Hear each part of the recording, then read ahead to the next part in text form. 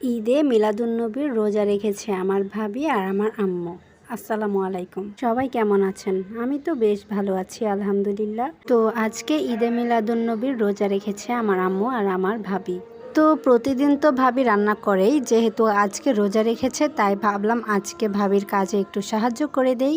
তো আজকে আমাদের ঘরে মাছের তরকারি রান্না করা হবে, বেগুন আলু আর কার্ফু মাছ দিয়ে একটা তরকারি রান্না করা হবে। তো এখানে প্রথমে তো আমি বেগুনগুলো নিয়ে নিয়েছিলাম, এখন ভাবি একটু আলুগুলো ছিলে নিচ্ছে আলুগুলো তরকারিতে দেওয়ার জন্য। আর আলু তো আমার অনেক বেশি ভালো লাগে তরকারিতে। আর এখানে এই তো আম্মু ফ্রিজ থেকে মাছটা বের করে দিয়েছে। আম্মু মাছটা কেটে রাখেনি, শুধু মাথাটা কেটে আস্ত এইভাবেই রেখে দিয়েছিল। তো আমি একটু ভিডিও ক্লিপ নিলাম, আসলে দেখতে কেমন যেন লাগছে। যাই হোক, এই মাছটা কিন্তু আমি তেমন একটা পছন্দ করি না। তো এখানে ভাবি হলুদ মরিচ দিয়ে মাছটা মেখে রেখেছিল ভাজার জন্য। দেন আমি এখানে একটা একটা করে সবগুলো মাছই দিয়ে দিচ্ছিলাম ভাজার জন্য। বড় মাছটা কিন্তু তরকারি থেকে খাওয়ার চাইতে ভাজাটা বেশি ভালো লাগে। তো এখানে আম্মু 2 ধরনের মাছ দিয়েছিল, কারণ আমি আর আমার মেজো ভাইয়া কার্ফু মাছ খাই না। তো এখানে আম্মু 2 পিস পাঙ্গাস মাছও দিয়ে দিয়েছিল, যাতে আমরা পাঙ্গাস মাছটা খাই আর সবাই কার্ফু মাছটা খাবে। তো মাছগুলো ভাজা হয়ে গেলে তারপর ভাবি তরকারি পাতিল বসিয়ে দিয়েছিল, আর ওইখানে পেঁয়াজ মরিচ যা মশলা আছে সব কিছু দিয়ে ভালোভাবে কষিয়ে নিয়েছিল।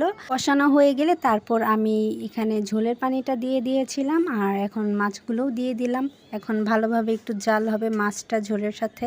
তো এক চুলায় এই তরকারিটা বসিয়ে আরেক চুলায় ভাবি বেগুন কেটে বসিয়ে দিয়েছিল, কারণ আজকে আব্বু বলেছে বেগুন ভর্তা করতে সেদ্ধ করে। তবে আমি কিন্তু এই সেদ্ধ বেগুন ভর্তা কখনোই খাইনি, সবসময় আমাদের ঘরে পুড়িয়ে ভর্তা করা হয়েছে আর আমার কাছে ওইটাই ভালো লাগতো।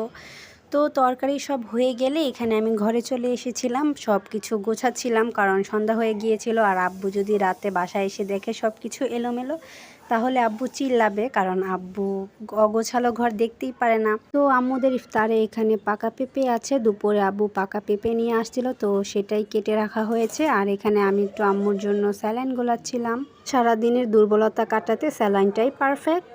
দেন আমি বিছানাটাও ভালোভাবে গুছিয়ে নিচ্ছিলাম, যেন আব্বু এসে চিল্লাতেই না পারে। ঘরের বিছানাটা গোছানো থাকলে যেন মনে হয় পুরো ঘরটাই গোছানো হয়েছে, যদিও আমি সবসময় এলোমেলো করে রেখে দেই। যাই হোক, তো আমার তরকারির বলক চলে আসছে, এখন আমি তরকারিটা চুলা থেকে নামিয়ে নিব। ব্যাস হয়ে গিয়েছে আমার তরকারি। আর এখানে আমি দেখতেছিলাম বেগুনগুলো সিদ্ধ হয়েছে কিনা, তো অলমোস্ট হয়ে গিয়েছে, আর একটু হলেই হয়ে যাবে। তো সব কিছু রেডি করতে করতে আজান দিয়ে দিয়েছিল। দেন আম্মু স্যালাইনটা খেয়ে নামাজ পড়তে বসে পড়লো, আর নামাজ পড়ে উঠে এখন ইফতার করতেছে।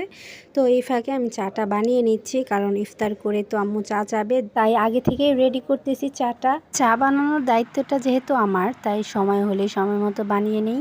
আর এই চান্সে আমিও একটু সন্ধ্যার নাস্তা করে নিলাম। যাই হোক, ভিডিওটা আজকে এই পর্যন্তই রাখছি। সবাই ভালো থাকবেন, সুস্থ থাকবেন। আল্লাহ হাফেজ।